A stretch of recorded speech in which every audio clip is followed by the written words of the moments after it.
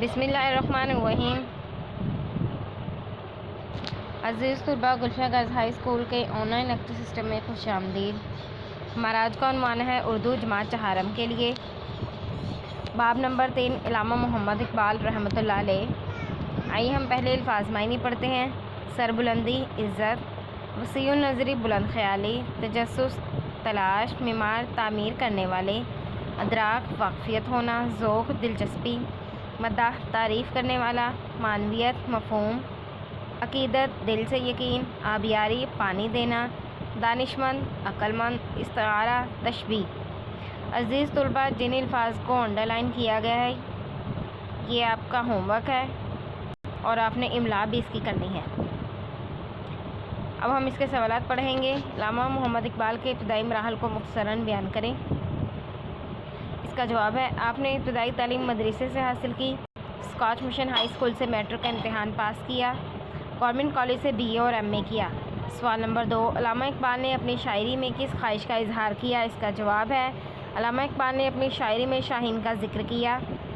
سوال نمبر 3، آپ اپنی شاعری میں شاہین کا ذکر کیوں کرتے تھے؟ اس کا جواب ہے، شاہین کا ذکر اس لیے کیا کہ وہ بہت اونچا اڑتا ہے، کسی کا جھوٹا نہیں کھاتا، اپنا مستقل گھر نہیں بناتا، دوربین اور غیرت مند ہے۔ سوال نمبر 4، آپ کی تاریخ پیدائش اور تاریخ وفات تحریر کریں۔ اس کا جواب ہے، آپ کی تاریخ پیدائش 9 نومبر 1877 اور تاریخ وفات 21 اپریل 1938 ہے۔ خالی جگہ پر کریں۔ علامہ محمد اقبال پاکستان کے ہی نہیں عالم اسلام کے بھی ڈیش تھے شاعر۔ علامہ محمد اقبال ڈیش نومبر 1877 کو سیالکوٹ میں پیدا ہوئے۔ 1905 میں اعلیٰ تعلیم کے لیے ڈیش تشریف لے گئے انگلستان۔ علامہ اقبال نے اپنی شاعری میں ایک پرندے ڈیش کا اکثر استعمال کیا ہے، شاہین۔ آپ کا مزار بادشاہی مسجد ڈیش کے پہلو میں ہے، لاہور۔ درست جواب کی نشاندہی کریں۔ علامہ اقبال کس شہر میں پیدا ہوئے؟ سیالکوٹ۔ آپ نے بار ایٹ لا کہاں سے پاس کیا؟ انگلستان۔ وطن واپس آنے کے بعد آپ کون سے کالج میں فلسفہ کے پروفیسر مقرر ہوئے؟ Government college, Lahore. علامہ اقبال نے اپنی شاعری میں کس پرندے کا ذکر کیا ہے؟ شاہین۔ آپ کا مزار کس شہر میں ہے؟ لاہور۔ کالم الف کو کالم ب سے ملا کر جملے مکمل کریں۔ وہ بچوں کو قوم کا مستقبل اور معمار کہتے تھے۔ آپ کی زندگی انتہائی سادہ لیکن آپ کے فکر و خیالات بہت بلند تھے۔ قوم نے آپ کو شاعر مشرق اور حکیم الامت جیسے خطابات سے نوازا۔ ہندوستان کے مسلمانوں کا ایک علیحدہ وطن ہونا چاہیے۔ علامہ اقبال کا سارا کلام اسلامی نظریات کے عین مطابق ہے۔ درست بات کے سامنے دال اور غلط کے سامنے غائن لکھیں۔ علامہ محمد اقبال کو بچوں سے بہت پیار تھا، درست۔ میٹرک پاس کرنے کے بعد آپ نے گورنمنٹ کالج میں داخلہ لیا، غلط۔ آپ دین اسلام سے بہت عقیدت رکھتے تھے، درست۔ ایک پرندے شاہین کا ذکر اپنی شاعری میں کرتے تھے، درست۔ آپ کا مزار سیالکوٹ میں ہے، غلط۔